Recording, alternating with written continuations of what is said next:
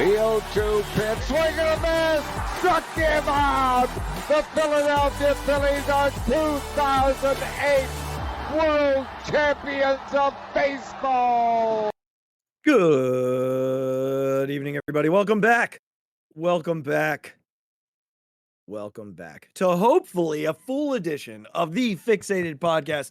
I am your host, Mike Azzolina, joined by the guy who picked me up, literally, after the Phillies clinched their wild card berth on Tuesday night. Regzy Boo, we're going to try it tonight. We're going to see what happens. Fingers crossed. That's a separate story. Also, one of the nicer times I picked you up, so that's good. Didn't cause any injury. I feel like we've told that story before. Yeah, on a very Yeah. early episode. Yeah, not one of my finer moments, but yes. There was also the time at the house in college when right after the Matt Stairs home run, you came over from your side of the house, lifted me up and almost put me through the ceiling fan. Yeah. While it was going. Yeah, that one at least you were fine. That was just a close call. Yeah, I felt really bad about the Austin one. I mean, the concussion in Austin for the bachelor party was something special. It was. You guys had to wake me up every hour to make sure that I was okay. I felt really bad. It was Azzy's got a concussion. Let's keep waking him up. Of course it's you too. Like anybody else would be fine, or I wouldn't care. Like Stein would be fine, you know. Yeah. Phil's head is like hard as a rock. Yeah. I'm a little prone to head injuries. You are. So. That's what I mean. I felt really bad, especially it being you. But yes, we both decided kind of last minute to grab tickets to Tuesday night, and while we were treated to some heartburn, you know, it ended up good. So we'll talk about that later, but it was good. It was always good to see you, and it was good for I was happy that my boys got to experience that, so it was cool. Super cool thing to experience at that age, for sure. Even though I think we scared them a little bit. I scared the middle one. I was telling you earlier that in the car back from baseball tonight, for no reason other than we were listening to the Phillies, it came up in his head, and he said, "Daddy, why did you pick up your friend after the Phillies won?" And I said, I was excited. And he said, it was weird. I didn't like that. I was just like, okay. I was like, well, buddy, I picked you up too. Like I didn't leave you out of it. I think he hasn't. I remember my oldest son's face when Reese hit that home run against Atlanta, and we were at that game.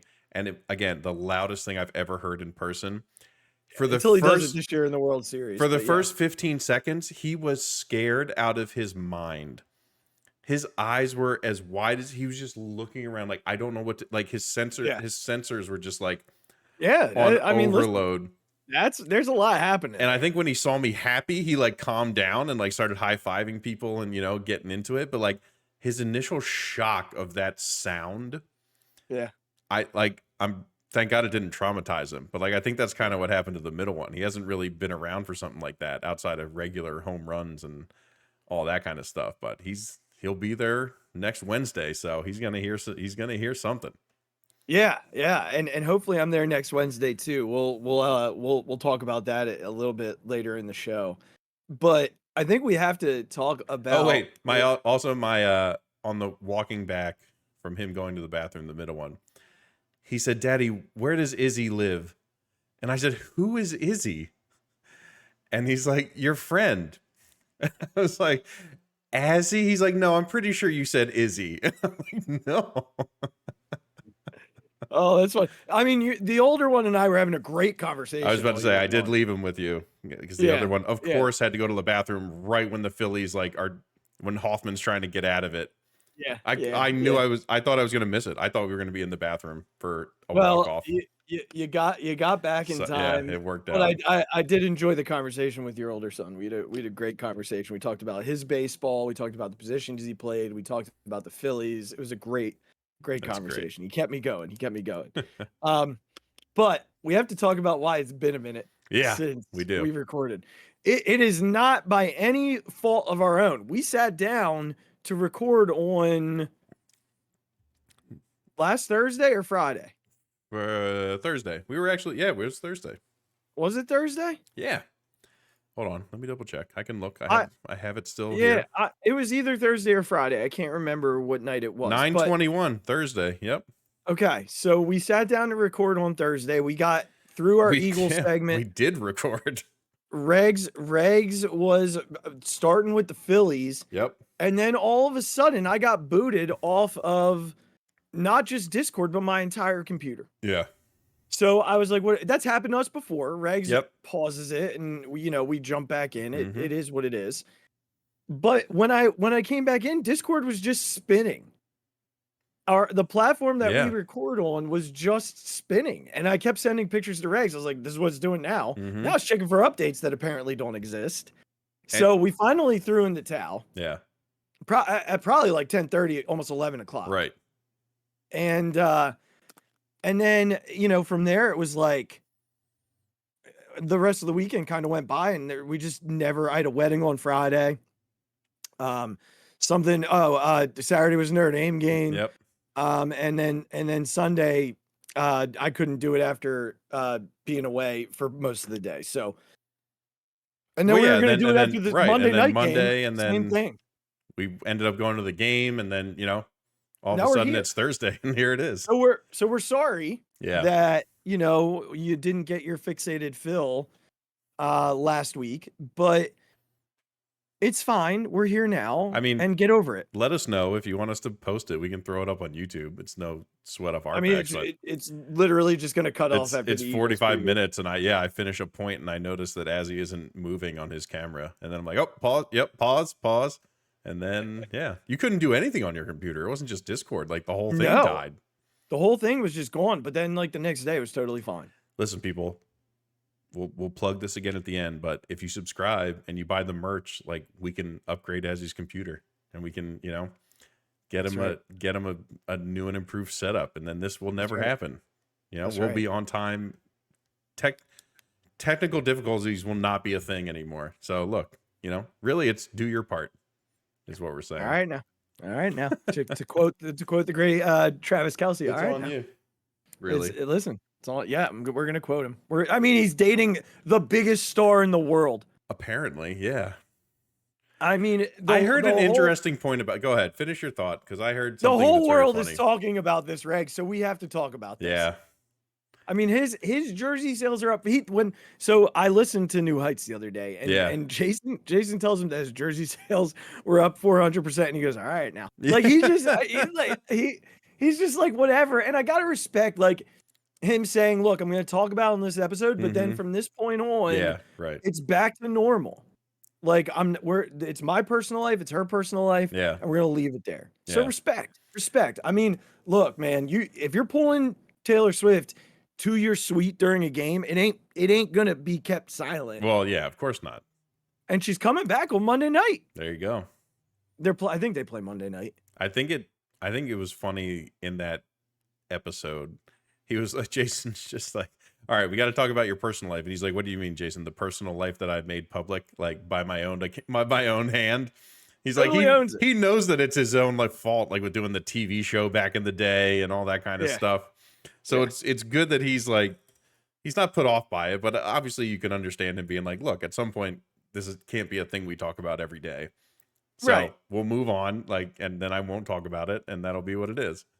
Because there's got to be a sense of normalcy in that sort of a relationship. Yeah. Like no one's walking around on TV talking about me and Andrea. Right. So I know that they're both public figures, and I know that people are going to be out. Like he said, there's paparazzi outside of his house right now. Oh, yeah. And that's going to happen. But I don't need him telling us every anecdote of the relationship. Right. Like I don't need that. Nor do I want it. I had to mute Taylor Swift and Travis Kelce on Twitter for like a day. It was too much. I enjoyed the zag that I saw someone put out there that said they were taking the stance that Taylor's a true Eagles fan and she's just dating him to sabotage him if they reach the Super Bowl again. She's gonna ghost him when she's on their international tour, but then he'll be emotionally kind of distraught, be in her own suite at the Super Bowl, but wearing a Eagles stuff, right? A Jason Kelce jersey. That would be the ultimate swerve.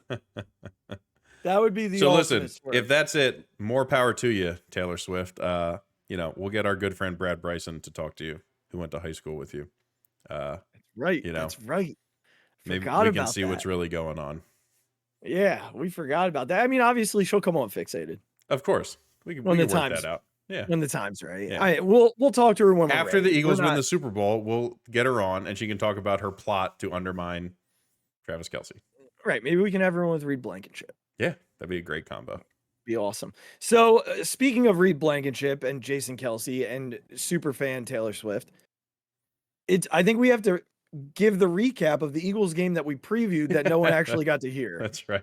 We did. We put in the work, people. I swear. We previewed it. We gave predictions of the whole 9 yards. We did it.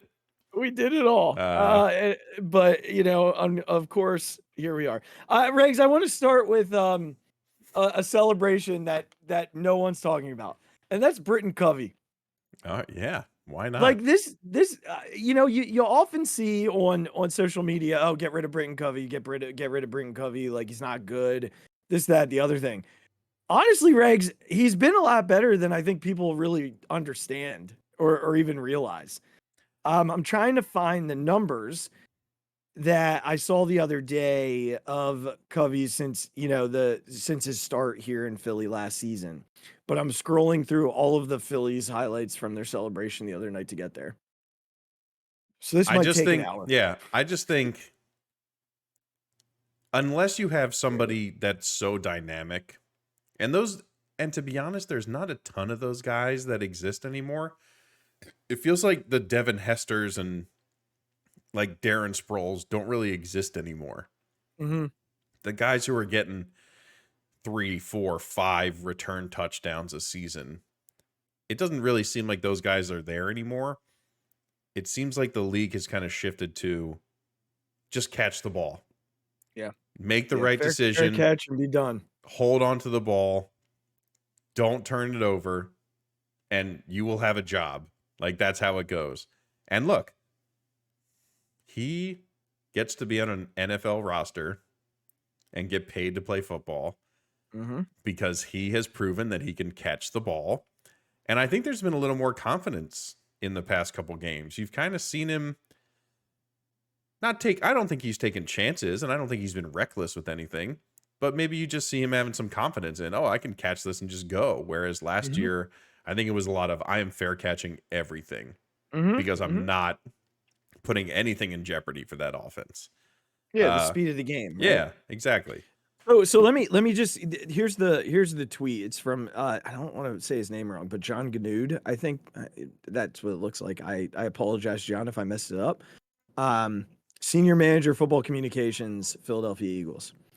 Here are the stats: 291 punt return yards, first in the NFL. 14.6 punt return average, first in the NFL for minimum 15 returns.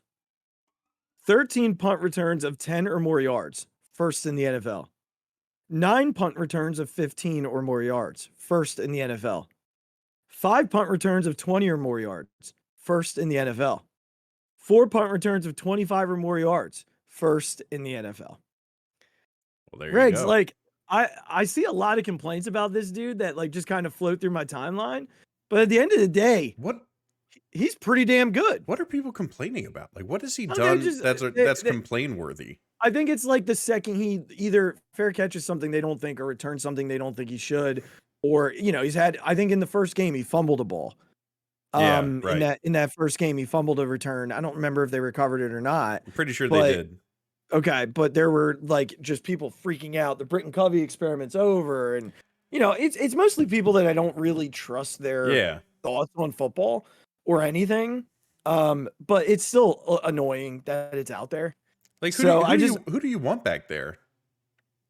I think people were happy some people were happy when Greg Ward was back there fair catching everything. I just think, who are you going to put? Like, you're going to put one of your really good skill players back there? Like, no. Some people were calling for Devin Allen, that like sprinter. Yeah, okay. Who returned kicks the other night and like ran like one back for 15 yards. Yeah. I don't know. Here's one thing I will tell you. Speed in football won't matter on like a kick return unless you find one you got to get through that first Right. level of the return. Yeah. If you don't get through that first level, it doesn't matter. And also, Like- I think Covey has he's not a big guy, but he's a stockier guy for his size. Mhm. And I think that's important because it tends to let him hold on to the ball and take those hits of those guys who are running full speed. Yeah. And typically not cough up the ball. Like, I think that Yeah. that fumble was kind of an anomaly, honestly. I think when we look back over the course of the season, I'd be shocked if he had more than 3 And the it was entire a season. super rainy Yeah, game. exactly. He's also going to end up taking one back at some point this year. I mean, he had a couple of good ones even in the last game. Yeah, he had 2 of those over 25 yards Exactly. were in the last game Yeah. for sure. Okay, let's you want to talk about the offense or the defense here first? Ooh. Let's get the offense done because I think the defense is more exciting. All right, so I'm just going to ask the question. Are you worried? No. No. I think it looked much better this week. Mhm. I personally think that Jalen not feeling 100% makes a ton of sense. Mhm. But I also think that, like, look how open AJ Brown was. Yeah. I know they didn't throw it to Devontae a bunch, but like at that point, it's like the other game. You don't need to because the other guy's just open so much. Mhm. Did Jalen have 2 interceptions? Yes. One of them is obviously a miscommunication. Yeah. It's Still not a great it's not throw. ideal. Mhm. You know, I think we can admit that that's not what you would like to happen. I think Swift made the right play because he torched that guy. Like, he was wide open when he made that play. Yeah. Jalen had a little pressure, thought he had to get rid of it, thought Swift would have sat down in the route. Mhm. That's one of those things where you hope they watch the film, they figure it out. It shouldn't be an issue moving They've not forward. played together either. Yeah, So there's I don't think that. it shouldn't be an issue moving forward. Mhm. The other play was like an unbelievable play by that corner. Yeah, it was incredible. The fact that he got that other foot down is wild.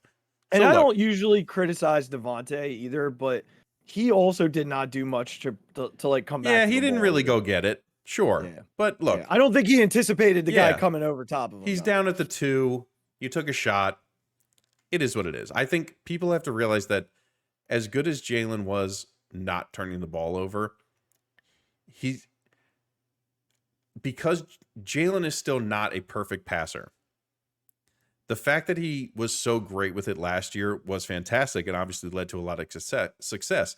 There's going to be a little bit of regression, just like there is with like the sack numbers for the defense, or like Dallas Goedert hasn't been fantastic over the past couple games, and it's not anybody's fault. It just is what it is. So one was a miscommunication. One was the guy just made a really good play. It's going to happen sometimes. It wasn't so you weren't in your own like you weren't in your own end, and you didn't turn it over at like your own 40. Like, you turned it over at Tampa's 2-yard line and it turned into a safety. So like ultimately, did it kill you? No. Again, that's kind of hindsight. That's Monday morning quarterbacking. I understand that. But would I like him to not to turn the ball over? Of course. But I don't think this is the norm. This is going to be the norm for Jalen. So I'm just not worried about it. I thought he stood in the pocket a little bit better. Yeah, I that thought throw to that- OZ was fantastic. Yeah. Bro. I thought that getting AJ Brown back into it so much was huge. Mhm. And again, you ran the ball as well as you have this entire season. And so I think the passing game is getting there. I think Brian Johnson, I think the red zone is still a thing. I think we can acknowledge that 1 for 5 is not what we're used to with this team. But I also think that you have to acknowledge that Brian Johnson hasn't found a go-to play down there. He hasn't called plays with a lot of confidence in the red zone. Outside of the quarterback sneak, which is the most unstoppable play in football. Outside of that, I don't think he has a ton of confidence in most of his plays down there because we just haven't seen him call anything really good, quite honestly. The play calls in the red zone have been pretty bad. So I think I believe those will improve. I believe that they will find the things that they are confident in running in the red zone. And I don't know. Maybe this is just a feeling, which obviously is subjective, but I just felt better from an offensive standpoint. And that's just what I'm going to go with. I mean, I like it. So a couple of things that I want to talk to your point on. The first being the Brian Johnson and the red zone. I do think that there's a little bit of hesitation to be aggressive down there. They're not being aggressive down there. Yeah. They almost converted another. Actually, I don't remember if it was the possession they did convert on or not. It might have been the throw that went off of AJ's hands. I think they actually ended up scoring there. I can't remember though. I don't remember either. But the linebacker was coming, like, Jalen had to put it a little higher than right in his chest. Yeah. Like, listen, yeah. AJ Brown There's probably nothing should wrong with catch it. that. Yeah, 7 out of 10 times. I actually liked the throw a lot. I thought it was a great throw overall. Now the one other piece that I want to, you brought up Dallas Goedert, and I want to just mention, I don't know if you saw his quote today. I did not. But they were asking him more about like the offensive struggles and things like that, and he basically said, "Look, we played 3 of the most exotic defenses that we're gonna see all year, the first 3 weeks of the season, and we're 3-0. We found a way to counter all of them." Yeah. Regz, like, as bad as this game looked in terms of what it could have been, because they could have easily won this game 39 to 11. Easily. They left a lot, as Jalen likes to say, we left a lot of meat on the bone. But for me, nearly 500 yards of offense against a really good defense. Yeah. And they chopped them up in the run game. Yeah. I mean, dude, people weren't. I know Jason Kelsey on the New Heights show is like giving credit to Swift on breaking tackles and things like that, but no one was touching him for some of the times. He was 7 yards up the field before. And that's what Travis said. And Jason came back with, well, there's always gonna be one guy, and he was breaking that guy. Yeah, sure. Which No, there's absolutely. There's absolute truth to that, and he's quickly turning into the number one. And look, and Kelsey is reflecting the culture of the team that, like, we can do better. Yeah, right. That we're gonna give credit to someone else because there's always room to improve. And I got to tell you, man, like I know that there's better in there, but it's so interesting what their mentality is, and I appreciate their mentality of, look, the purpose is to win football games. Right. Like, it's not to get caught up into what works and what's not working, because we're 3-0 and we've won all of our games by 2 of the 3 games by double digits, and pretty much dominated the other one. Yeah.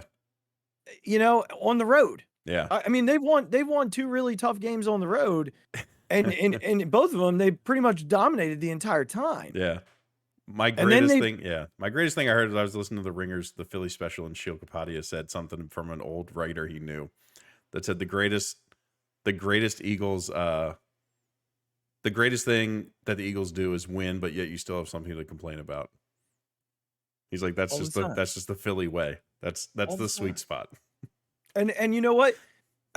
Let them. Like, people would complain. I think, even as you and I are watching games, we'll text back and forth certain things that we're bothered by. Yeah, because it's... Yeah. Yeah, we can sit here after having chances to process and look back on it and say, really, they're fine. Yeah. Like, they're 3-0. Stack up your wins. Yeah. I want you playing your best football when you get to that tough point in the schedule. Figure it all out. So, like, learn everything you can now. Yeah.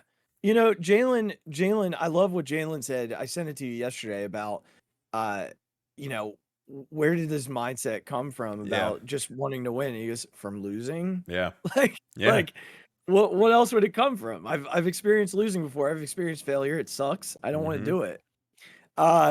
Just real quickly before we move into the defense, you mentioned the QB sneak, the tush push, the brotherly shove, whatever you want to call it. Right. But, dude, so sad that there are like people in the media saying, my God, those people are idiots. Like the dude from Barstool. Yeah. Like, he should be immediately fired for, I don't even know what he does. He sits on the couch and watches football Right. games all the time. He doesn't have a real job. What did he? I thought it But- was Sims who said something stupid. No, well, yeah, Sims did too. But the dude from Barstool, who's a Tampa fan, was watching the game. They, you know how they like live stream. Yeah. So he was in there with Big Cat Yeah. and a couple of other Eagle fans. And he's sitting there and he's all angry and he's like, this is to the point where I just want him to get hurt. Oh yeah. Well, yeah. Essentially, as stupid as the Like- Sims comment. Yeah, it's the same thing. Like stop. But like, do people forget that like Tom Brady was almost 70% successful on quarterback sneaks? So It's if like- you say on social media, you get the response, it's not the same. But then you can pull up multiple I was pictures about and to say, videos. what do you mean where- it's not where the a dude- same? Where a dude comes up from behind Yeah. Brady and pushes And him. also, do you know the advantage that Tom Brady had? His offensive line wasn't always the best. Tom Brady is a big dude. Yeah, it's just big. Like, and he was able to understand what to do, to see where he needs to go. The best Ball thing, forward. yeah, the best thing about it is that JJ Watt came out and was like, Yes. even if they never touched Jalen Hurts, this would work the same amount of times. Yes. That's a Hall of Fame defensive player Yes. coming out for an offensive play, Yes. which almost never happens. Yeah. For a team that he has no affiliation with whatsoever, Mm-hmm.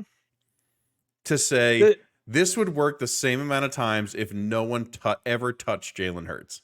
The best thing that I've seen was someone say they got to get rid of it because it's a rugby play, and someone responded, well, in rugby they throw, they tackle, they huddle, they a bunch of they punt, Yeah, and they were like, so are we just gonna and eliminate they all kick. that? They kick too? field goals too. Yeah, we're gonna eliminate all that too because it's a rugby play. Right. Like what? Like stop with it. Yeah. because Again, it's not pretty. right? And because not every team can do it, we're saying that it's not going to happen. Again. So, Would you not let Randy Moss run 50-yard like flies?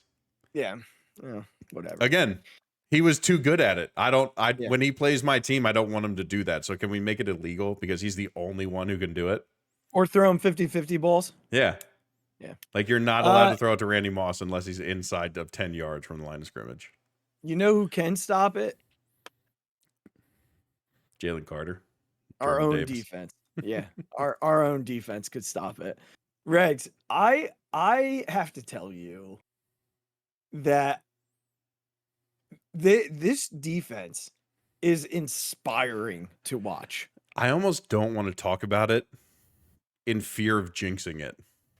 Regs, you know what? I'm kind of past that right now. That's fantastic, and I'm happy for you. But I'm having a lot of Philly fan like jinx anxiety right now. I get it, and that's fine. All I want to say is that he's got this defense flying.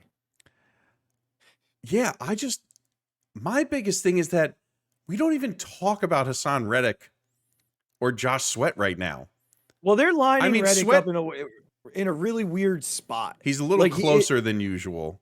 I don't love that. Yeah, and he's not as effective that way. I feel like they'll figure it out, or I'm hopeful that they'll figure it out because you can't not utilize him in his best way. Yeah, I'll be curious. But also, like, honestly, if Reddick doesn't have 15 sacks, but they play like this, who cares? Who cares? I mean, watching Jalen Carter just eat 3 bodies on the line of scrimmage. Yeah, I'm just shocked that they don't have 10 sacks already. It seems like these quarterbacks are getting out of windows that are this big. Well, but the problem is, or the positive is that they're getting enough pressure that it's making these quarterbacks make the quick decision. And I will tell you, I think they'll rack up quite a few this weekend. Yeah. Because Sam Howell got beat up this past weekend, and the Eagles are a much better defense than the Bills defense. Yeah. The Bills have a good defense, but they don't have a front like the Eagles do. Yeah. They just don't, plain and simple. So, if they were able to get home on him as much as they did, I'd anticipate Jalen Carter is going to eat. And he's going to eat quite a bit. It's been almost unbelievable. I don't know what other word to say. Is that when you see inspiring is the word that I keep using. It's unbelievable. It's just incredible to watch the way that they're flying to the football. That safety, dude, like that was just Oh my God, pure that was domination up front. unbelievable. Yeah. It was just pure domination up front. I mean, Yeah. Jordan Davis just shoved Right. 3 dudes into the backfield. I mean, at first he looked confused, and then he still had the recovery and the strength to push 2 dudes into the end zone to allow Nicholas Morrow to come up Yeah. and make that. Also, Nicholas Morrow and Zach Cunningham are playing really good football. They had very good games.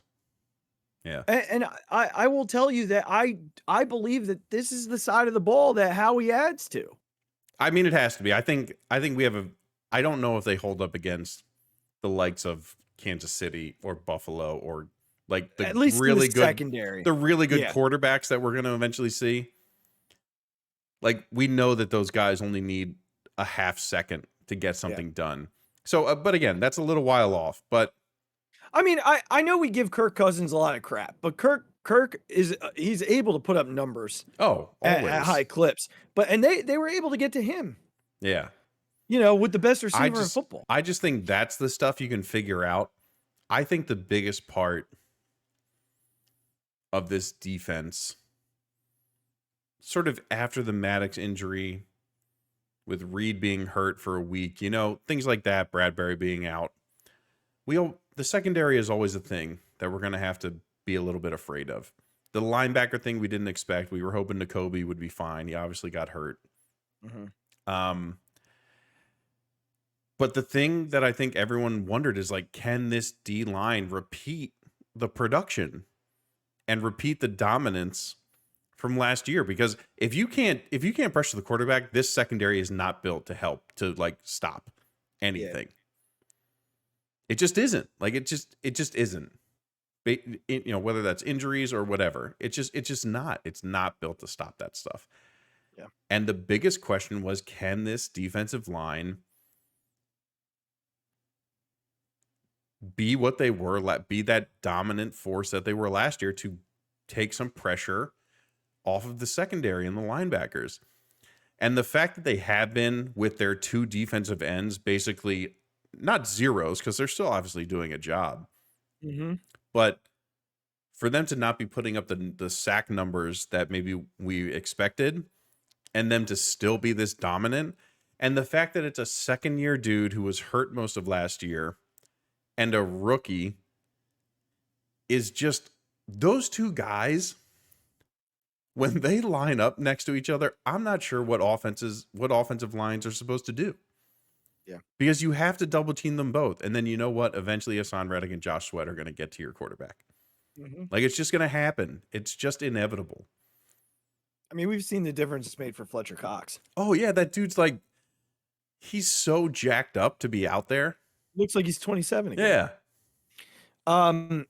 Real quickly, before we move into the Washington preview, the brief Washington preview that we have, just to show you the dominance of this front right now. The Eagles as a team have rushed for 557 yards. The Eagles as a defense have allowed 145 yards rushing in 3 games. That's a differential of plus 412. The next closest are the San Francisco 49ers at plus 329. Yeah. Almost a full 100 yards difference. And Regz, I don't really see that changing. Yeah. I don't see why it would. You know, just what they're able to do up front and the push that they get, you know, the ability of Jordan Davis and Jalen Carter to literally just put one bear paw up and stop you in your tracks. It's I think I've been really encouraged by specifically Davis's ability to eat the double team and then get off it and make a play. Yeah, I think his rookie year, it was a lot of just, this guy just needs to come in and be a body eater. Yeah. Like, just contain those 2 guys who are trying to stop you and let the other guys around you do the rest. It's turning into, yeah, I'm double team. I now know how to move myself to get off of it and make a play. And if that dude at that size is figuring that out, and then you combine that with like Carter, I don't know what else to say about the dude. Thank you, NFL, for letting him Yeah. get to us at 9. Like, Yeah. I read today that he called the Eagles and like made a plea to go get him. really? Yep. I mean, again, Yep. he's comfortable. He's around people he trusts. Mm-hmm. He's around veterans who I think, and you've seen it. You've seen Fletcher He Cox. looks like he's having a good time. You've seen Fletcher Cox be the guy who, like, the first guy to run up to him after he punched that fumble out. Yeah. You've seen him like in That the play. in the preseason, like be the guy hyping him up when he's walking Yeah. back through the tunnel. Cox has made it a priority to make sure this kid understands what being a professional is, what it's like to be on this team, and how he can be successful. Yeah. And It's pretty special. that play, and I think even what's his name? Even Aikman talked about it. It's like everyone, all you heard was that the Georgia coaches didn't think he was committed, didn't think he loved football. You know, maybe took practices off and, you know, didn't try as hard as he could. Yeah. That dude was 4 yards in the backfield, turned around and punched out the football. He knew exactly what he was doing. Yeah, he said if he cut back, he was going to go for him. Yeah. And he cut back, and there he was waiting But for him. that's an effort play. Yeah.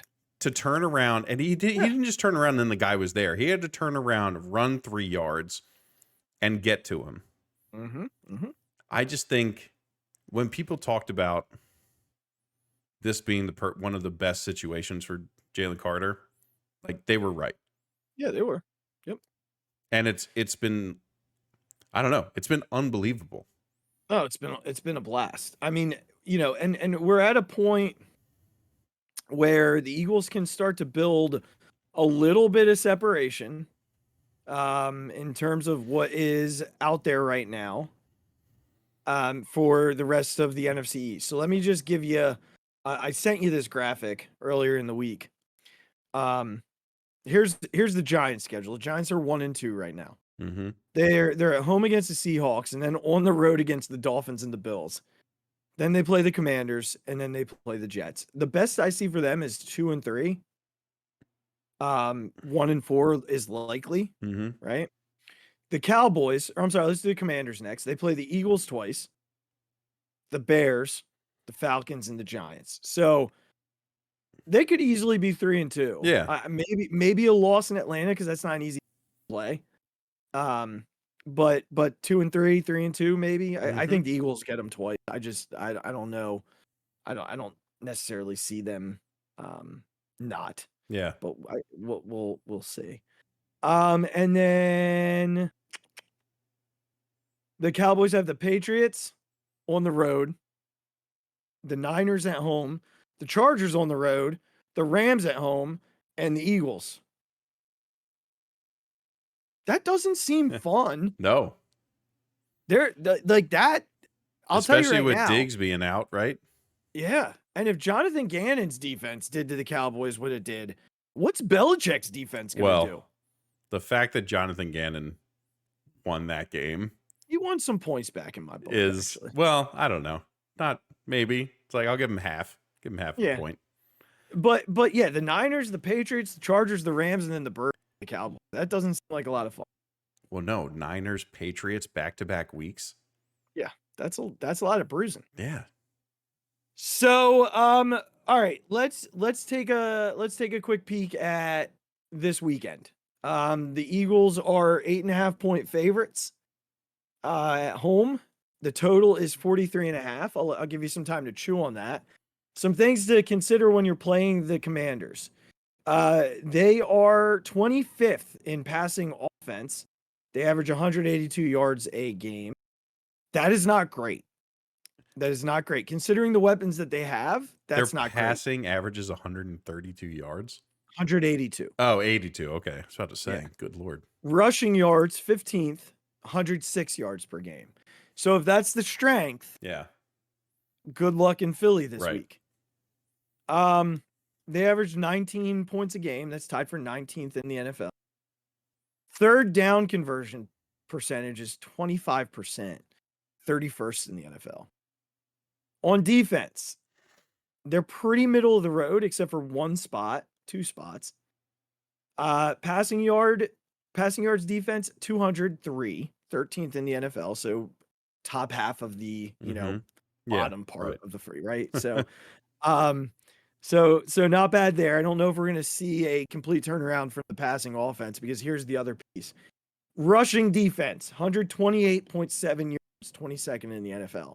So it would not shock me if Brian Johnson came out with intention of just running the football right at them for 4 quarters. I mean, I think a lot of it is going to, again, this is just my opinion, who is not a football coach and never played a single down of football in his life, but you would think that Brian Johnson's philosophy is, we're going to start by trying to get the passing game going, because it's elite. The passing game of this, when this offense is going, is one of the best things in the NFL. Just full stop. He always knows that he has the running game to lean on. Yeah. And I feel like he's learning that, okay, we know we have to get our guys involved. Goddard, Brown, AJ Brown, Devontae Smith. We want to get them going. We want to get them confidence to start the game. But if we just need to eat up 9 minutes, like, let's just go do that. Let's just go eat up 9 minutes. Yeah. Because that's what this team can do. That's what they're capable of. So I think if they continue to, my hope is that as they continue to do that, they continue to weed out the very small issues with the passing game. The more you can have more film about it. What did this defense do to stop it? Hey, maybe like we tried this play and this play and this play. Which one was successful and why? You're just hoping this is sort of like a information gathering session during these games that you're against teams that you should beat. And if you just wanted to rush for 400 yards, you probably could.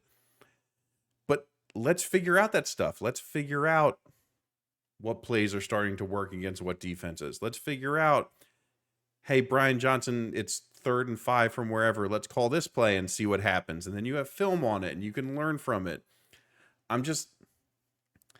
I don't want them to get stuck in that. I know we did it for, 2021, where they just ran the ball for 7 straight games because they had to. Yeah. This team is not in that scenario. Not even close. No. So I think what Dallas said earlier about we're about to see some normal defenses. Right.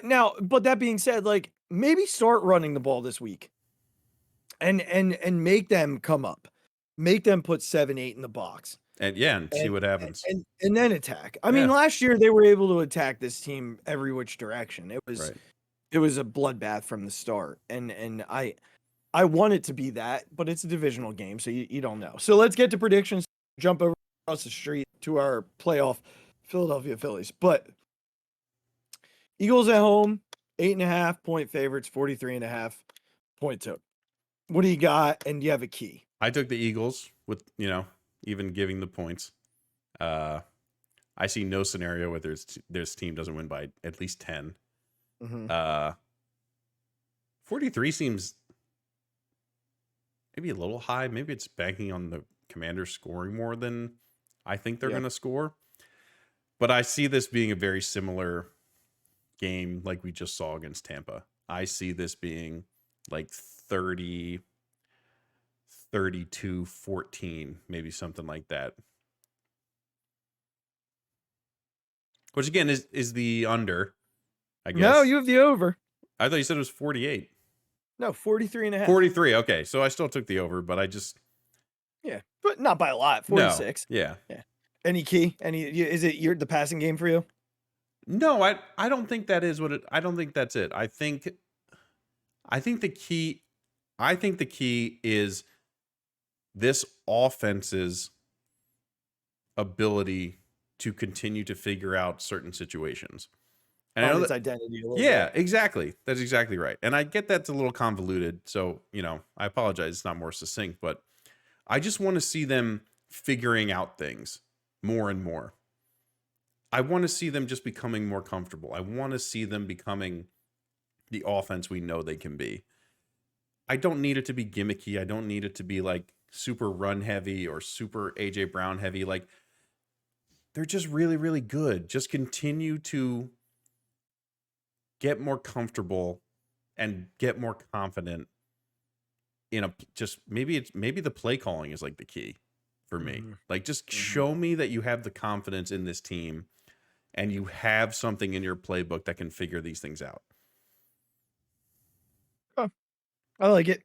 It's funny you said 32-14. I said Eagles 31-14. Okay, beautiful. So 44 was my total.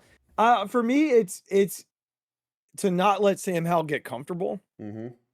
I think, he's definitely, I've told you, I like Sam Howell. He hasn't been what I think the Commanders anticipated him being. He's got the weapons to be that. Yeah. He's not So unconfident either. No, don't let him get comfortable. Yeah. Because if he gets comfortable, you're going to have a lot of difficulty stopping those three receivers. Curtis Samuel's no joke. Jahan Dotson's no joke. And I think we all know Terry McLaurin's no joke. Yeah. So, you can't let him get comfortable. You have to make them totally negate the running game. So we've been good at that, but it's about getting a big lead, which we have. Yeah. Well, I shouldn't say we haven't been good at it. We have been good at it. We've had big leads in every game, essentially. But I'd really like to see a game where it's just comfortable. Yeah. Where it's just beat this team by 24 and go, like, move on with your life. And let's move on and buckle up. Make sure nobody gets hurt and just put this team in the dirt and be done with it. Yeah, I don't need them hanging around. Yeah. That's for sure. Yeah. All right, man. Phillies time. Phillies time. It's Red October again, buddy. Whew. I think this year, I don't think there was, once we got to June. Yeah. I think we both knew that they were going to make the playoffs. Yeah, it didn't start great, obviously. We were a little bit stressed. I'm not going to lie. Sure. I think the start of September didn't make me happy. No. Brought up some very bad feelings. Yeah, it was a rough start. But it's been fantastic to see this team not want to limp into the playoffs. Yeah, they're playing hard. It's been fantastic to just see that they just want to keep the momentum going. They don't want to stumble in, they don't want to back in, they don't want to leave any doubt that this is one of the top 4 teams in the National League. Like, they just don't want anyone to forget. Top 4 teams in all of baseball. Yeah, I just think they don't want people. They're making sure people don't forget. Like, you don't want to play this team. Yeah. So yeah. They're so incredibly dangerous. Schwartz hits the home run tonight. It looks like Turner's starting to get hot again. Turner looked fantastic tonight, which was Bryce, I was so happy. Bryce is hitting, Cassidy's hitting. Bomer and Stott are right back to where we thought they were. We need Stoddard to figure it out a little. Marsh had a couple of days in a row that looked like it was starting to come around for him. JT's hitting it. So all things pointing upward for Phillies right now. I think that game the other night, obviously, we talked about the Kimbrel thing in the 8th. Yeah.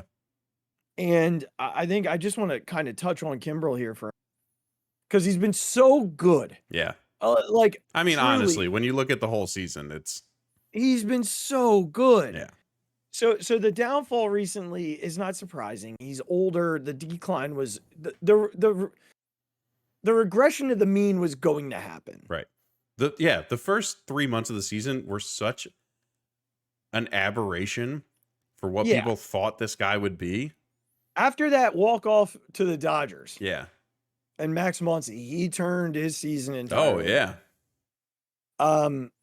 But and again, I said I wish they would have sat, just let him kind of rest. I mean, he did today. He was in the dugout. He wasn't even in the bullpen. He wasn't even just in the leave bullpen. him there. Leave him there. And it wouldn't be a shock if that continued. No, thank God. But if there was going to be a spot to bring him in, and I didn't really think about this because I don't know the Pirates well enough to know. But they brought him in to face 8-9-1 or 7-8-9, I think it was. Yeah. So, like, that's a pretty good spot to bring him in and just build some confidence. Yeah. And he gave up a home run to the 8-hitter. Right. I think that was Rob's idea. I think it was let's get him in against the bottom of the lineup. You know, let him stay fresh. I just think that sort of seeing him in the dugout today was like, okay, they're gonna just keep this guy right Let him there. ride it out. Yep. Yeah, We're just gonna Craig, take your time, throw before the games, keep your arm loose, but like just have fun recovering, buddy. Yeah. Yeah. So Aaron Nola. Oh man, going right into it. I'm doing it. So he's had 2 really good starts now.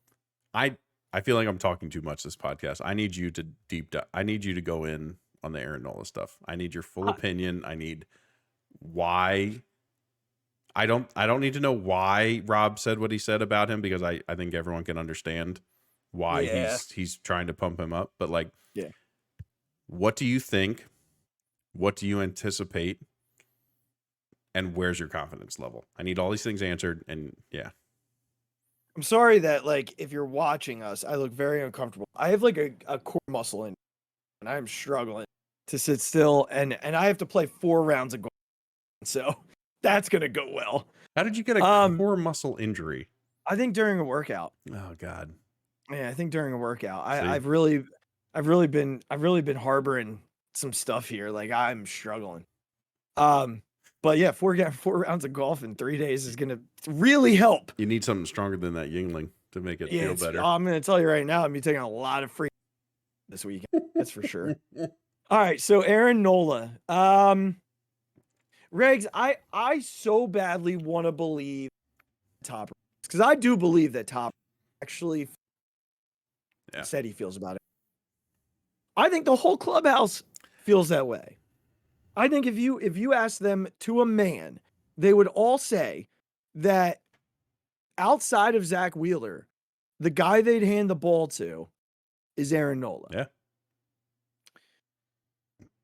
I will tell you, standing behind home plate, the ball was moving on Tuesday night. There was a different life to his ball. That strike zone wasn't great for him. Yeah.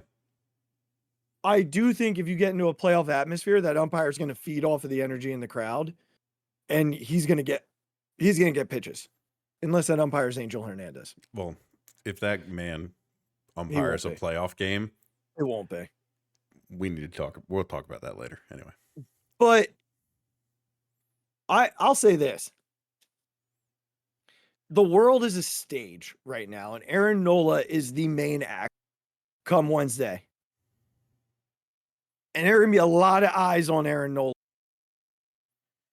Not just fans. I love that we're going back-to-back Nola starts for when we're going to be there. Yeah. Not just fans either. Like, it's not just us watching. Yeah. There are 30 other baseball teams that are going to be 31 if you count the team across the field from them. 31 other baseball teams that are going to be sitting there watching Aaron Nola. Mm-hmm. And I think Aaron knows that. Yeah. Like his season could totally be washed away completely if he has the postseason of his life. Look, last year Aaron Nola was very good in the postseason. Yes. Like, very good. I mean, it was what we had hoped to see for years. I mean, for a decade. Yeah. We have been sitting there and saying, get this guy to the playoffs and he'll do it. Get this guy to the playoffs and he'll do it. And he did. Yeah. I mean, game 2 against St. Louis, he was unbelievable. Yeah. He was unbelievable. Yeah. That game at home against the Braves. Yep. He was unbelievable. Game 3 against the Braves was unbelievable. Mm-hmm. And he was awesome in every game. Like, plain and simple, was awesome every single game. So I think from a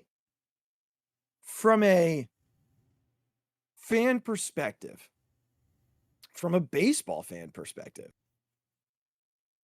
I know Aaron Nola is there's a ton of pressure on him right now. Yeah. From the city, from the fan base, from the organization, probably from himself.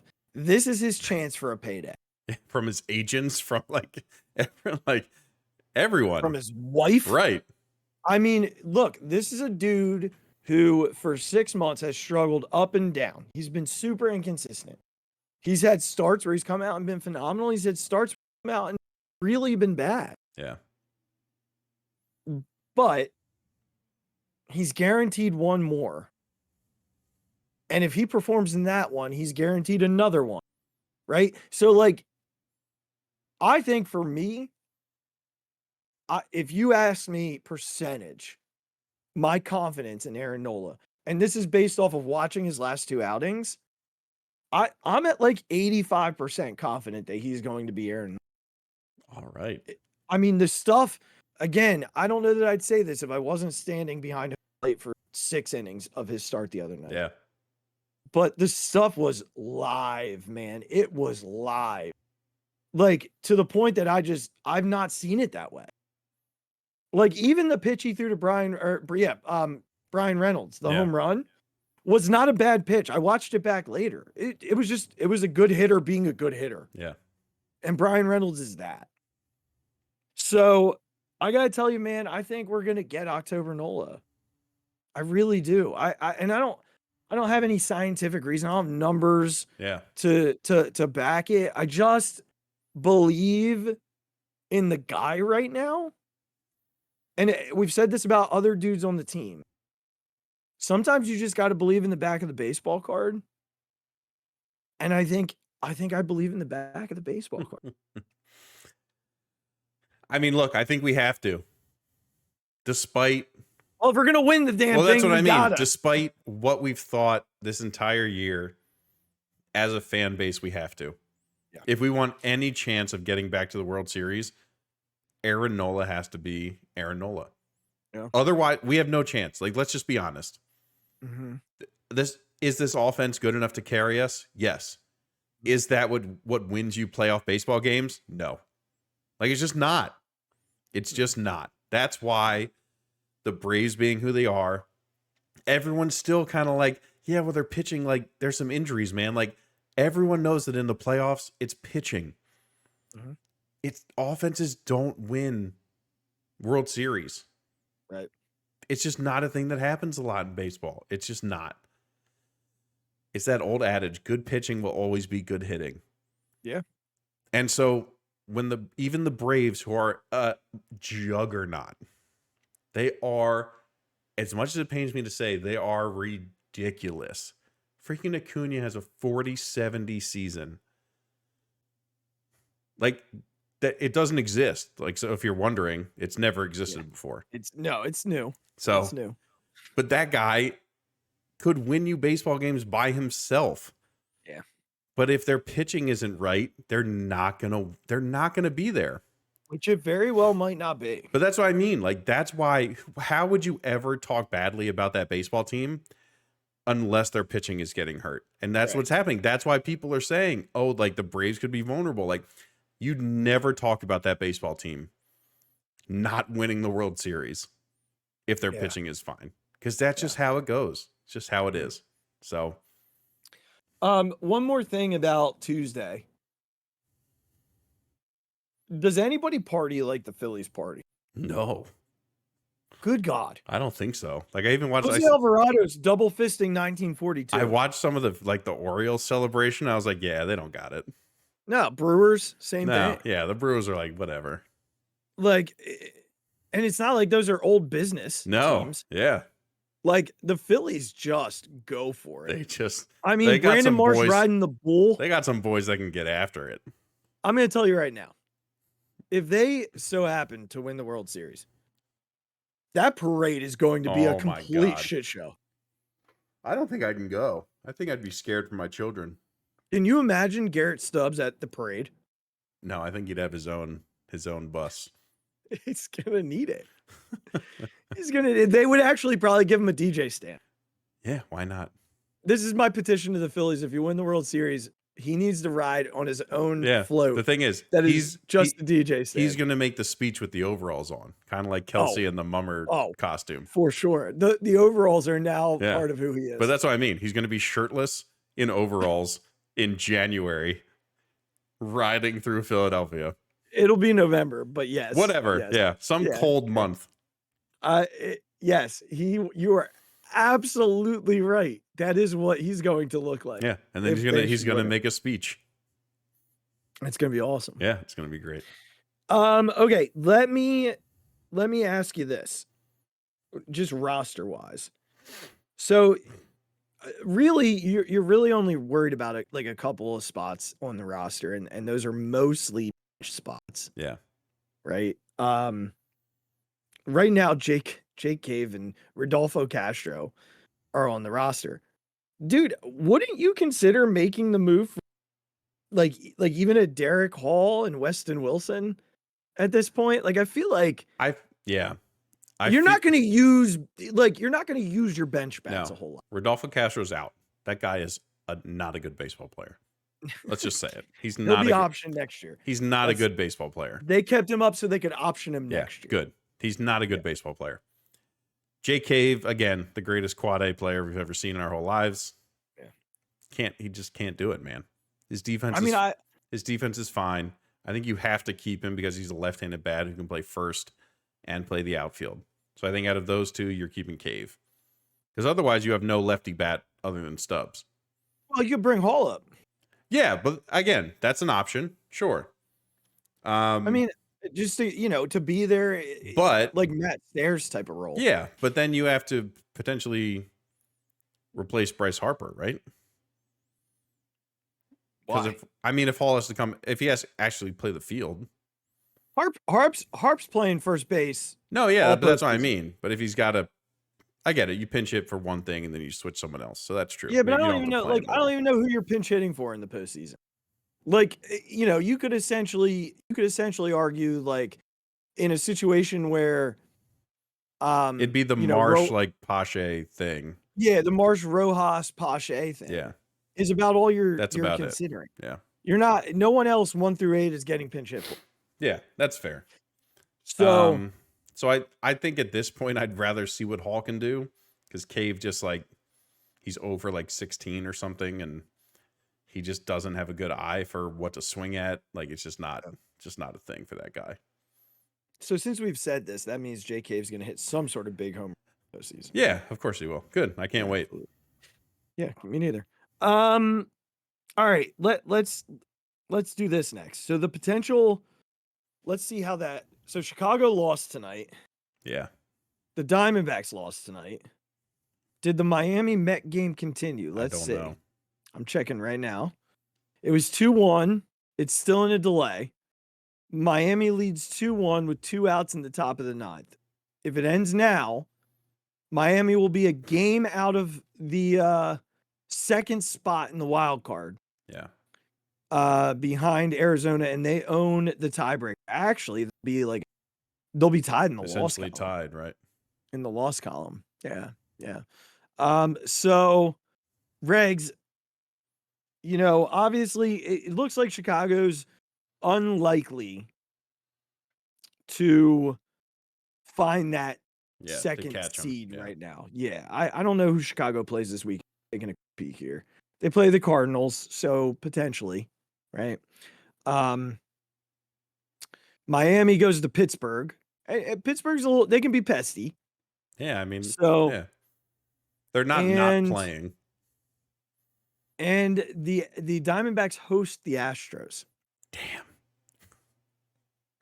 So, Regz, I got to tell you, man, the good news is that the Diamondbacks are going to be forced to use both of their studs. Yeah. So we want to root for the Diamondbacks. Right? Yes. That I think for us and Miami, I don't know what Miami's pitching matchup situation is going into the weekend. Right now, it's to be determined. Okay. But they're going to have to use guys. Right. If and you I don't win, know. You got to win. Right? I don't know what Alcantara's deal is in terms of his injury. He's out. He's done. He's done. Yeah. Okay. So I think when you're looking at it, obviously we probably just a Chicago. I don't see them Yeah. fighting their way back into that spot right Yeah. now. But if you had your druthers, and we talked about this a little bit before, and it's Arizona or Miami, I don't know if it's just because the experiences we've had with Miami over the course of our lives. I just want nothing to do with them. This is not your grandfather's Miami, right? Like we're not talking about the teams that have tortured us for years, but there's still enough in that lineup that tortured us the last month. Yeah. I mean, we had them dead to rights multiple times in that series in Philly and kept giving it back to them. Yeah. That's the way September started for us. 2-7 or whatever it was. Yeah. It Arizona has some pieces that could drive you up a wall. Yeah. Right? Corbin Carroll, Christian Walker. Yeah. They will drive us Right. Marte, Some of those young guys, yeah. They will drive us crazy Yep. for 3 days, hopefully 2. With us walking away feeling good. Right. But I'd almost rather Arizona right now. I don't know. I don't know. It's a pick your poison situation. They're both teams that just like they're just happy to be here. It's kind of like what the Phillies were last year. That's the most dangerous team that you is the team that's just happy to be here. Yeah. Now they're coming into a buzzsaw. Right. Philly is not St. Louis. No. So it's not going to feel good for whatever team comes in. Miami knows Philly. They don't know October. Arizona has no idea. Yeah. So Regz, who's it going to be? Who do you want it to be? I don't know what question I want to ask. I'm just going to answer who I want it to be. I think I want it to be Arizona. Because I feel like despite the Marlins not having a ton of playoff experience, they have an older roster who I think isn't going to be as phased by Citizens Bank Park as the Diamondbacks. You want young guys who have never heard anything like this. Yeah. You want guys who potentially could be rattled a little easier. So despite the fear that Corbin Carroll instills in my heart, I think I still want Arizona because I just think Miami would come in here and just be like, whatever. Like we have enough guys who have been through this or have like they've been around. I mean, there's like they really haven't done it. They really haven't done it, but they've been around long enough. Yeah. And I just don't think they get affected the same way. Like Jorge Soler's been through it. Gurriel. Josh Bell's been through it, and Yuri Gurriel's been. Right. Aside from that, you just got a bunch of kids. Yeah.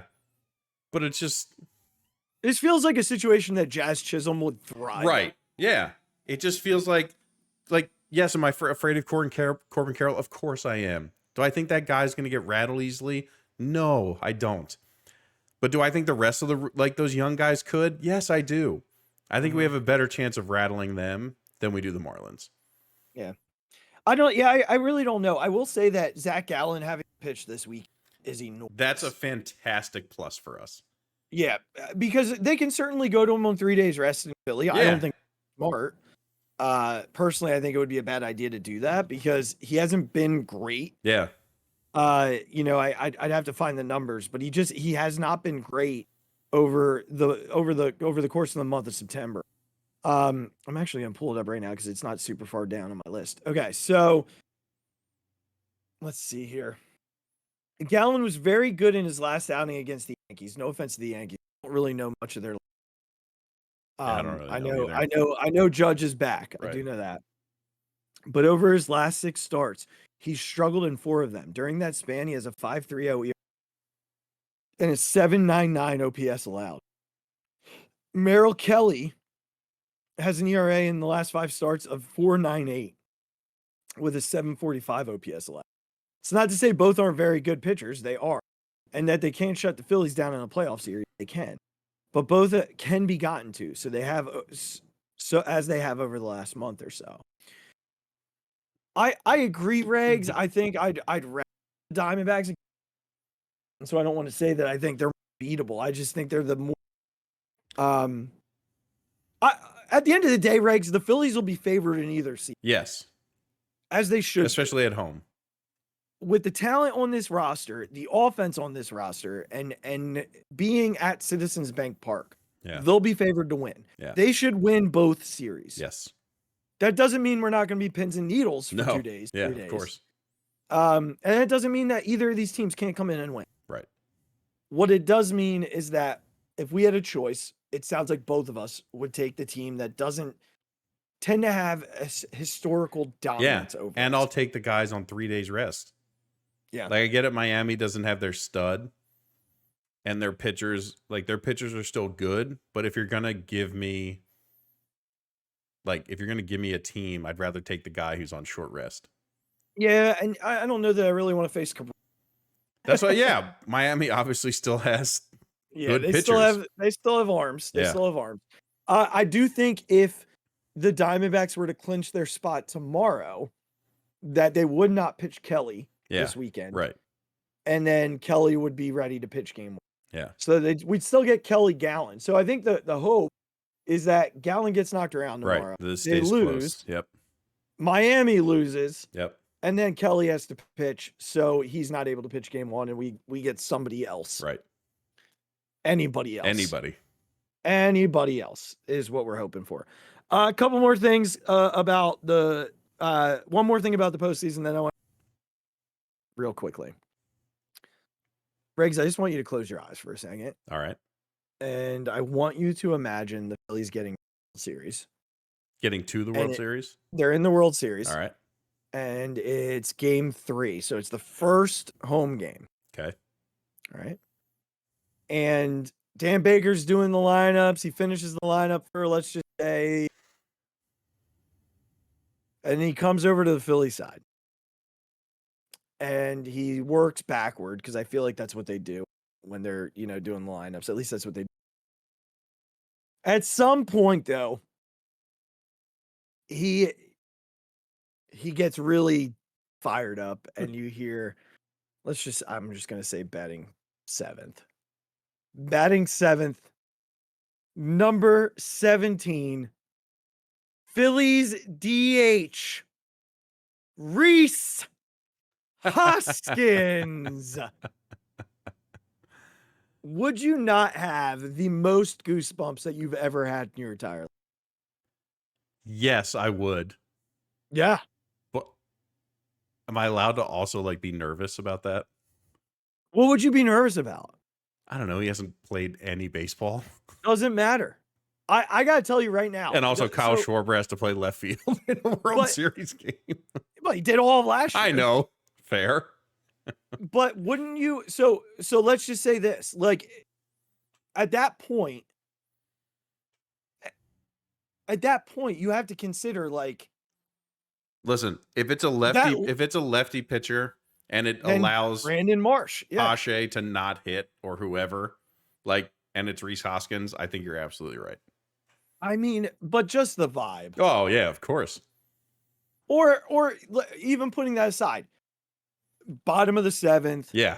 High ball game. Yeah. And it's supposed to be Marsh. They bring a lefty in. Yeah. And all of a sudden give me Rhys Hoskins all day. Now batting for the Phillies. Yeah. Give me that. Number 17. Yeah. That place will go nuts. Remember how loud it was when he just pulled the flag up on opening day? I like that place. Yeah. And Regz, I gotta tell you, I need them to get there so that he gets to put on the uniform. Yeah. Yeah. Because I just don't think he's coming back. Yeah. And that's a conversation for the off season. Right. But I need them to get there so that I can see him wear that uniform one more time. Season won't feel complete if Rhys isn't wearing that uniform. Yeah. It just won't. And I'll say this, and then we're gonna jump into the Bryce Harper conversation for tonight before we jump into our Phixated 10. The hard part of this is going to be getting back. Oh, yeah. It's never easy to get back 2 years in a row. What the Astros are doing is so unbelievable. Yeah. Over the past 5 years. When the Phillies did it 08 to 09, it was truly something to behold because Oh, teams yeah. hadn't done it since Right. like the late 90 Yankees. Yeah. So getting back is going to be tough. They're not going to have an easy road. It wasn't, the and they found a way. The Braves were a hell of a baseball team. Yeah. Better this year, right? It's not going to be easy. The Braves are actually going to have practice games, which is kind of funny. All right. It's interesting that they're doing that to simulate, Yeah. the experience, and they're going to bring crowds in and stuff. So that'll be try and pretend like, Yeah. Try and pretend like a fake Atlanta crowd matches Yeah. CBP. even a real Atlanta crowd doesn't match CBP. No. And then you're likely facing who are both baseball teams. Yeah. So it's not going to be an easy road. Can they do it? Yeah, absolutely. They're a very talented ball club. I told you before, I believe they're the fourth best team in baseball, behind the Braves, Dodgers, and Orioles. Mm-hmm. So to me, they can absolutely get it done, but it's not going to be easy. Yeah. What I'm getting at is, Regz, if they do get back there, they're going to win. Yeah, I don't think this team allows it to be any other way. If they get back there, they're going to win. Yeah. And what I love about this team, and this will kind of transition us, is, and you mentioned it, they're not backing in. Yeah. They are playing their butts off. They were down 6-0 last night in their hangover game. They could have easily packed it. And of course it was Harper who hits the home run to put after, him ahead. After Stubbsy Boo. Right. It's not, of course. Of course. It's not ignore the dude. Never. Guy's my hero. And your doppelganger. And my doppelganger. Look at us right now. That's what I mean. Just put us side by side up, baby. I think you need the baby blue overalls is what you need. I'm absolutely, listen, if they win, I'll be wearing them right next to them at the parade. But this team's not backing in. They're still playing hard. They still care. Yeah. They're showing up. And that proved itself tonight when Bryce Harper got ejected and threw his helmet into the crowd. One of the coolest ejections I've ever seen. So the last 2 years, we've seen two of the most passionate, absolute best ejections that we've ever. The Kyle Schwarber meltdown ejection. Yeah. And then the Bryce Harper explosion. Both of them at the hands of the one and only. It's Regz. the guy's a clown. How do you have that much of an impact on a game with a check swing call? The only time I ever remember that happened back when Ryan Howard got called out on a check swing and literally lost his shit. Because the umpire stood up on him. Remember that? Yeah, he crossed his arms. Right. Yeah. So Howard got ticked. Yeah. And Howard was a very that never happened to him. No. So hello. Angel Hernandez is a clown. The fact that he still has a job is gross negligence. How can anyone honestly say that we have reviewed this person's performance and deemed it worthy of still having his job? That's not a thing. You can't stand up and say honestly that you've truly evaluated someone based on only performance and deem that he's allowed to keep his job. You can't stand up there and say it because you're lying. I'm trying to think of one thing he's good at. Nothing. He's not good because at anything. standing at third base might be the easiest job. I'm convinced he wasn't watching. Well, we're going to get to this of what it actually is. But in any sport, and I'm talking all the way across, the dudes that come out when a guy falls. Yeah. Their job is harder than the third base umpire's job in baseball. Yeah. The dudes who stand on the sideline and spray water bottles in the football player's mouth. Yep. Their job is more difficult than the third base umpire of a Major League Baseball It's a little game. hole to get it through right there. It's tough. Regz, I got to tell you, man. Well, yeah, and they get their arms shoved away. It's very aggressive. It's very aggressive. Regz, there is not a job in sports easier than standing at third base. There's a reason why you go from home plate to third base Yeah. because you don't have to do anything. Right.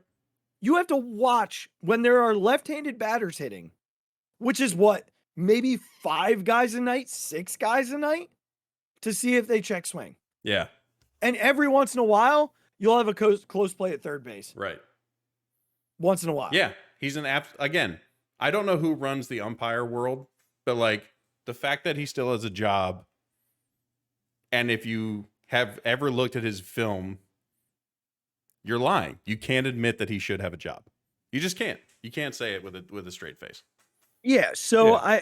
I'm kind of at the point, with Angel and Regz is 100% right.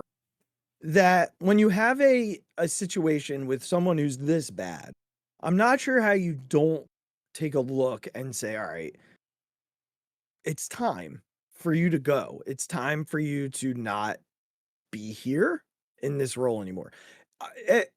You can't tell me that there are not other umpires in AAA that are capable of doing a little bit better than Angel Hernandez, because that's essentially saying like 5 is better than 1. What are we doing here? Having this dude continue to call umpire baseball games is just negligence. It's complete negligence. I'd love to know what the accountability. He apparently told Bryce that when he watched it on the replay, Bryce or Topper, I can't remember which one he told, but when he watched it on the replay, he realized that he went, no, I've watched that replay 72 times.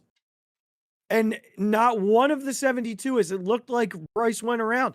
Actually, every time it looks like he swung less than the time before. He told Bryce Harper to watch the replay. Is that who he told? Yeah. I wasn't sure which one he said it. But it's like you have these, you said it perfectly. You have even Twitter accounts who are like these umpire scorecard accounts that are fantastic, that literally assess every ball and strike call. And you don't get someone who's worse at it than Angel Hernandez. Mm-hmm. And it's not just once. It's the entire season. Yeah. And it's not just one season. It's been the past like 5 years. Yeah. And this is personal. He's got a thing with Bryce. Bryce has a thing with him. Right. Bryce after the game was very clear. Oh my God.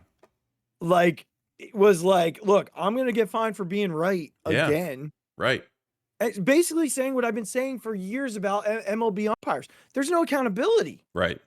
The player gets fined, but the umpire, nothing happens.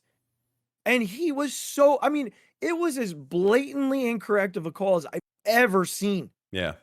I mean, Scott Fransky. It's like, yeah, keep going. On radio, Scott Fransky on radio goes, Stalker was like, it's got to be personal, right? Fransky was like, no, it's just Angel Hernandez as bad as his job. You never hear Fransky say that. He always lets LA say that stuff. Yeah. Because he knows like LA will just go off. Mm-hmm. And Fransky will agree, but he's usually very like down the middle. He's also trying to instigate LA. Oh, of course. Yeah, that's part of his job. But again, like you never hear him call it out that blatantly. And look, I literally just looked up who is the supervisor of MLB umpires, and it's Mike Hill, like Bryce said in his interview. Yeah, and ultimately it's Joe Torre. Like, I think we should probably put a petition together. Get your head out of your ass. Yeah. I don't know how this happens. I think you can relate it kind of. The NFL has been slowly working in new referees and things like that. Mm-hmm. But it took kind of having 3 or 4 crews that were so bad that like you couldn't get away from them. Baseball isn't that different. Yeah. You have to get some of these guys out of here.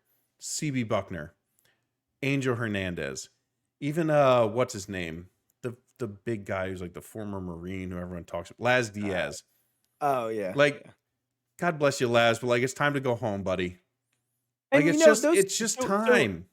You mentioned two of like the other two, CB and Laz, both bad, like not good umpires, but still not nearly Angel as bad Hernandez as Angel is Hernandez. so much more worse than those. Like it's again, no one will ever be able to look into a camera or like speak plainly that they've truly evaluated his performance and determined that he's allowed to still have his job.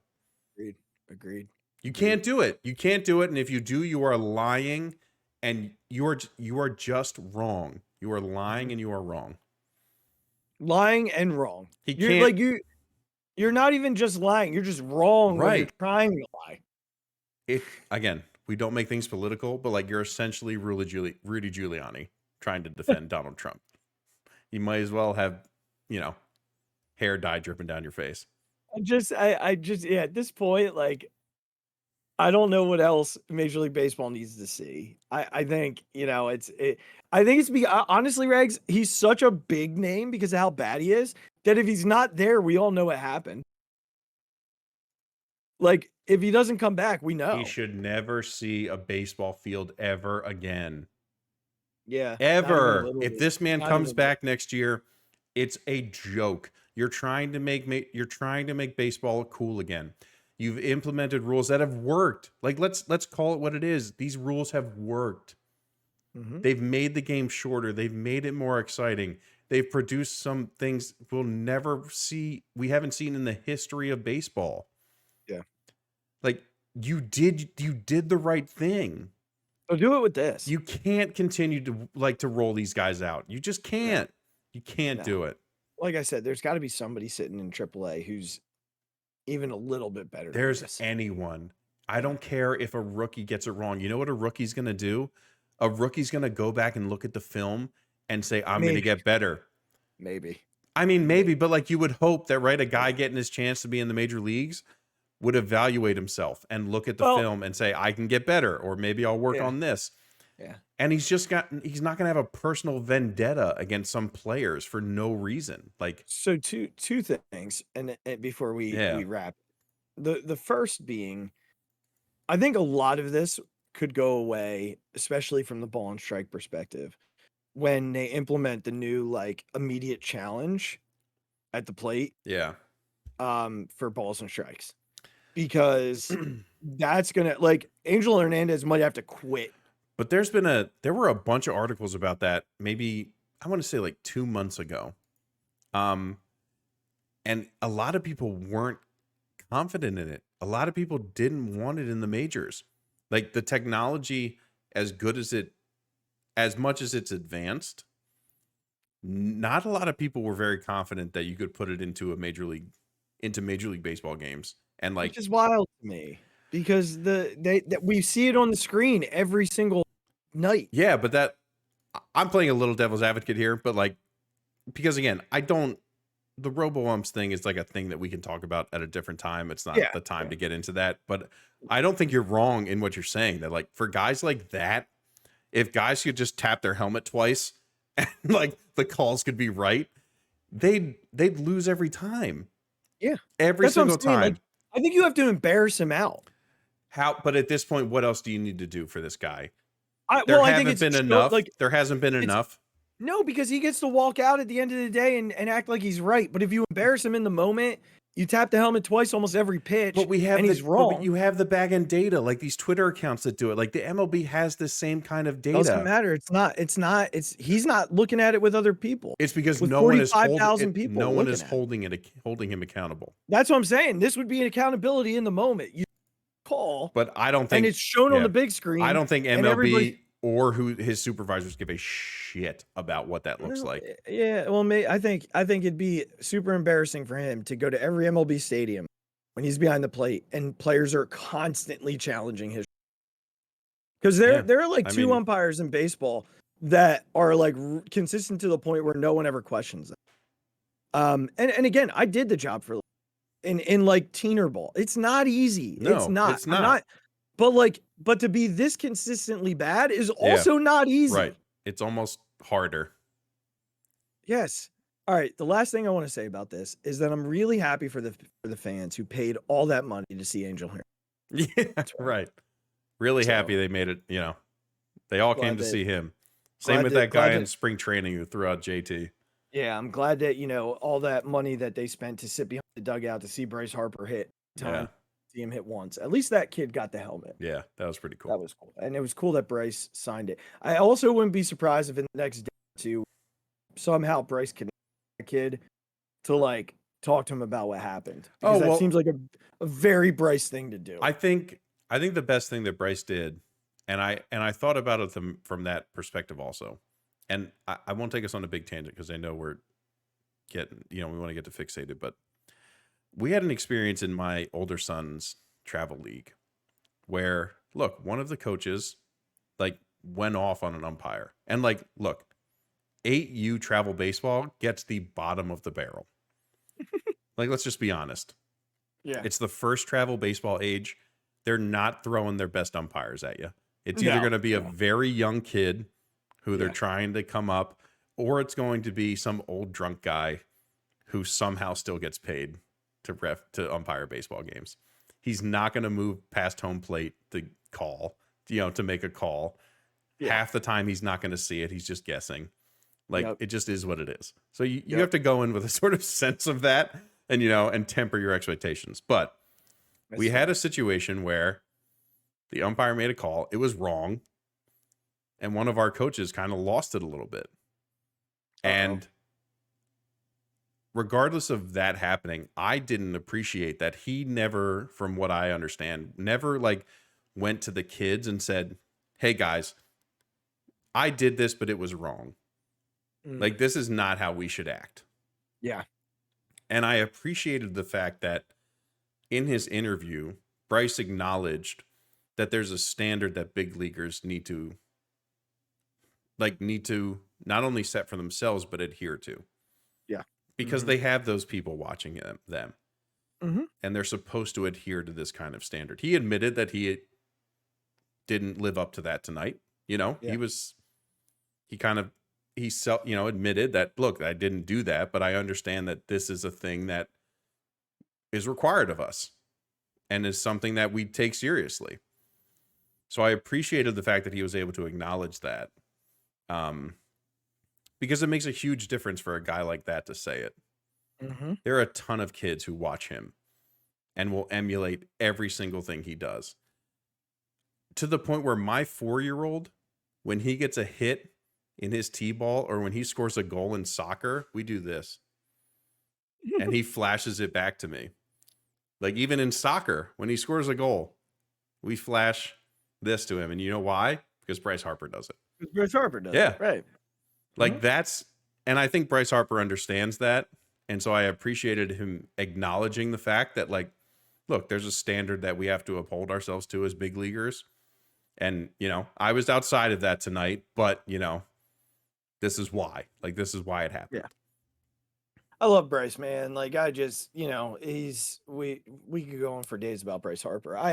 I do believe though that like it's not going to shock us if in a day or two we're hear that he FaceTimed with a kid, yeah, right, or he invited him to a playoff game to meet him and talk to him.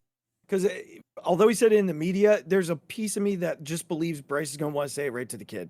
Well, yeah, and and Bryce, the way he responded to Angel and then throwing which is cool in like the forefront because it's like, here, this is my last game, boom, like, but it's also sort of a hazard. Yeah, right? Right. That thing catches someone not paying attention the wrong way. It's not gonna good. Or even the scrum for it could hurt somebody.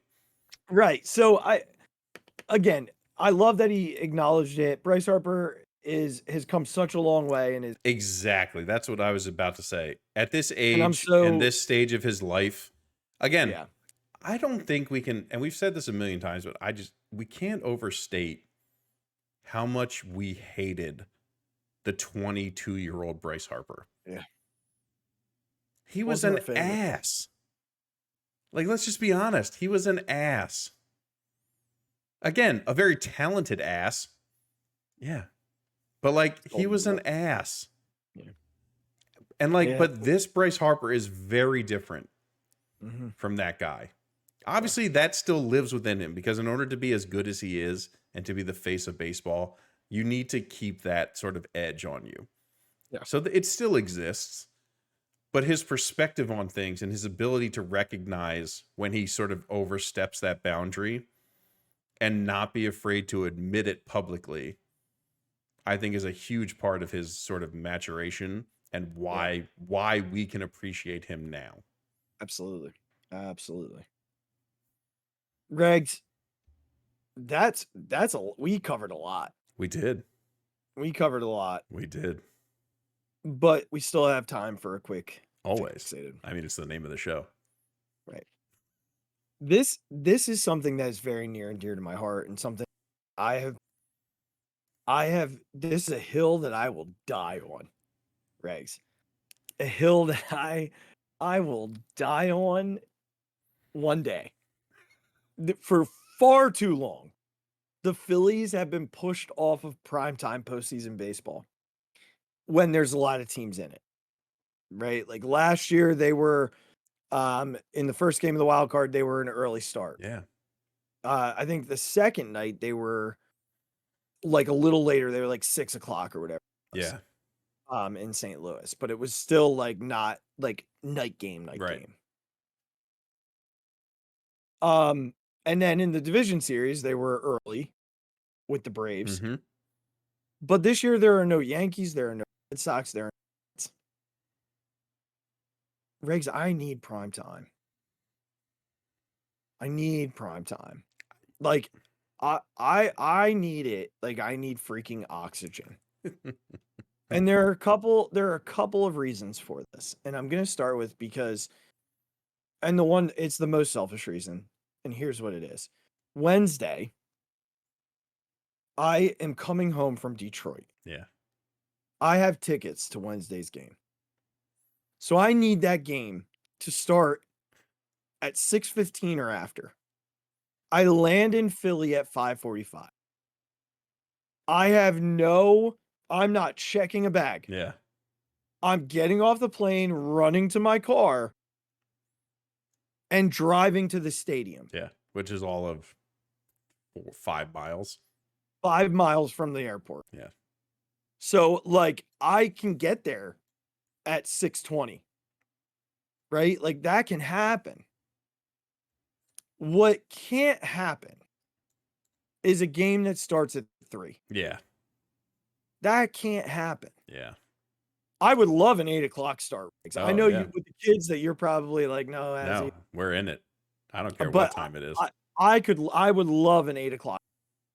That means I land, I'm grabbing beer, Yeah. I'm like posting up outside. I'm meeting you outside. Yeah, like we're having a night. Yep. If they're playing at 8 o'clock, Yeah. 7:30, we're having a night. Yep. We're wired. Mm-hmm. Here's the other thing, Regz. Let me read you the other postseason matchups as of now. Yeah. Tampa Bay, Toronto. Yeah. Not the largest markets in baseball history.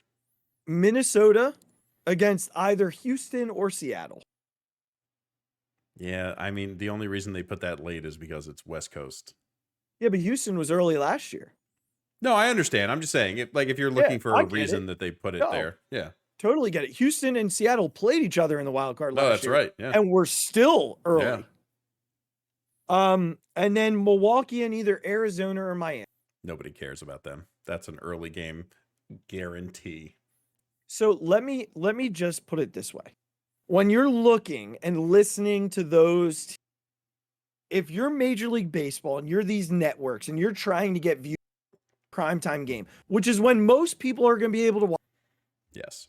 Right? Like that 8 o'clock time slot is when most people can sit down on a chair and watch baseball. Yeah.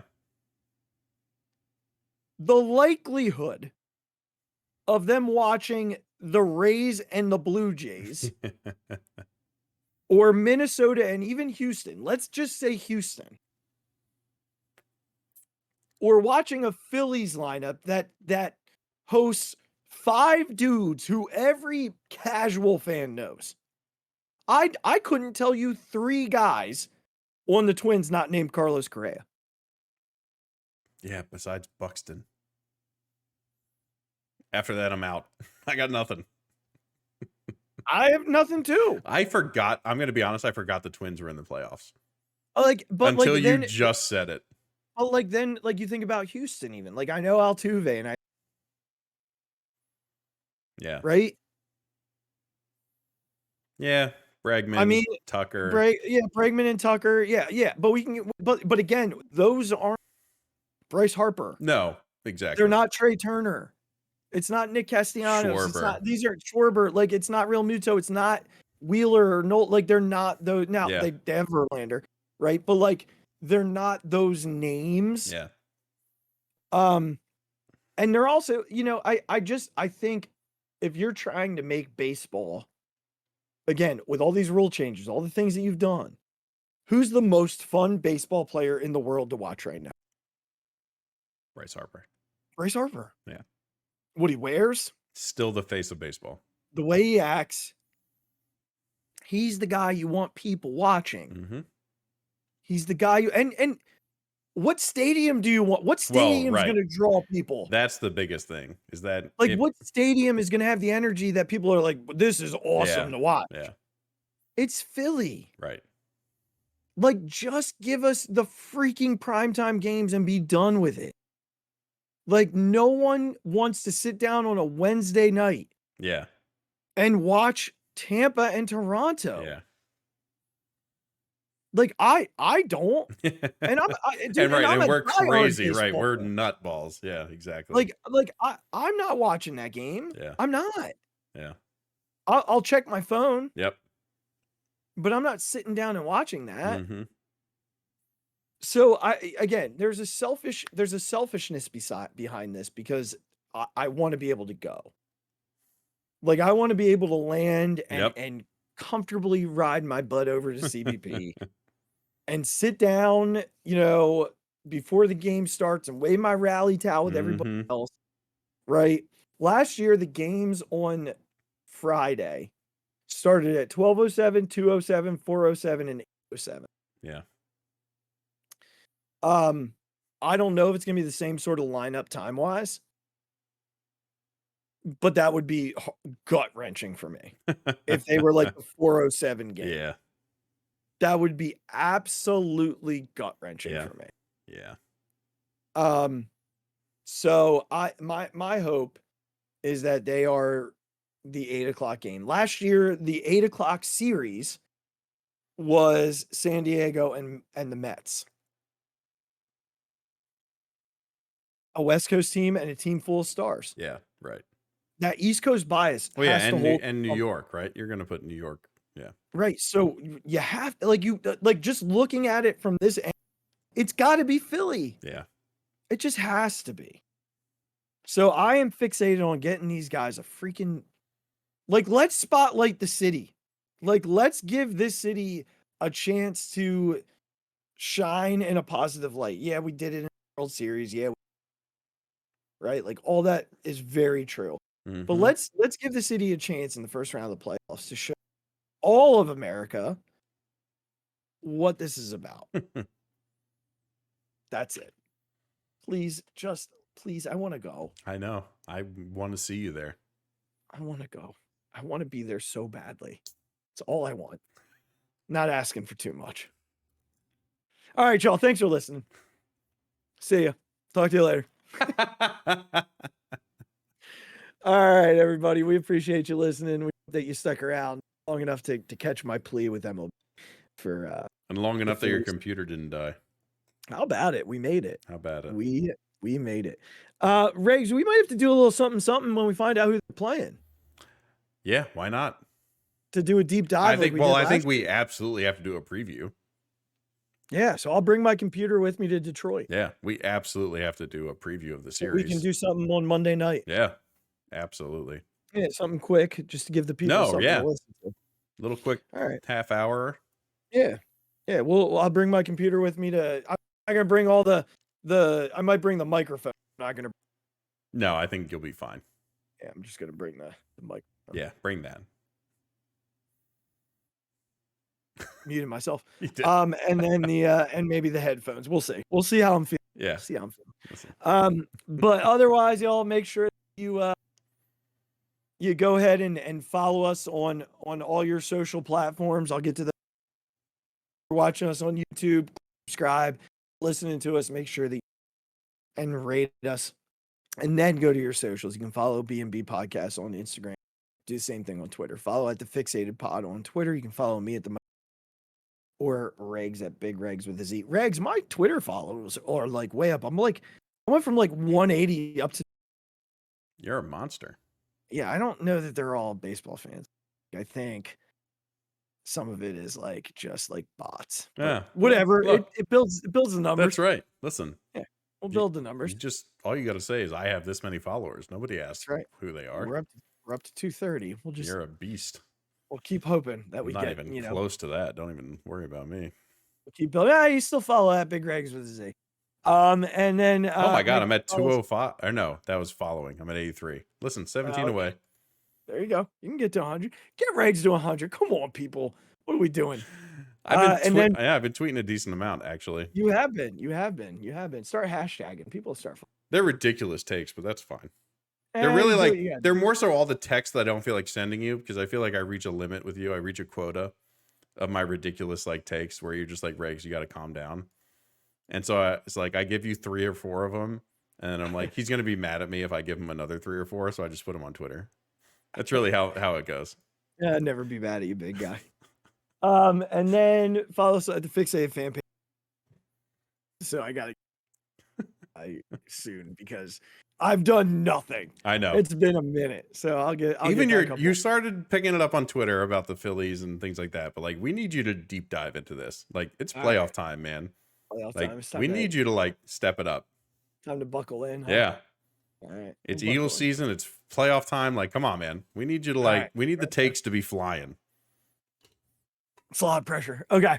I believe in you. All right. Well, I appreciate the confidence. I'm struggling a little bit. Self-confidence. Appreciate it. Is this a Cancun bathing suit situation? Well, listen, I got a core injury right now. I haven't been really been hard. Oh no, you weigh 187 pounds instead of 182 pounds. No, it's high. I weigh 165. You're a bitch. I hate you. I almost weigh weigh 2 of you. I had to lose weight to weigh less than 2 of you. I don't have much to say to that. I'm really sorry. I wish I had something to say. I love you, bud. I do. Go ahead and click the merchandise link and listen. It is playoff time. It is Eagles season. We'll be back to preview the series on Monday night, or so you'll get it on Tuesday before game 1. Yeah, absolutely. You can listen to it Tuesday morning. Look for it Tuesday morning, Regz says, which I appreciate. So otherwise, y'all, we are super grateful for each and every one of you for listening, following, and we'll keep putting the content out as long as you keep listening and watching it. So in the meantime, be good, be kind to each other, take care of yourself, take care of someone else. And for the first time this postseason, I'm going to start with this. Keep going, birds. But for the first time this postseason, freaking go, Phils. Let's freaking go. Oh my God. Deep to right field. Way up there and way out of here. The Philadelphia Eagles are Super Bowl champions. Eagles fans everywhere, this is for you. The 0-2 pitch, swing and a miss, struck him out. The Philadelphia Phillies are 2008 World Champions of Baseball.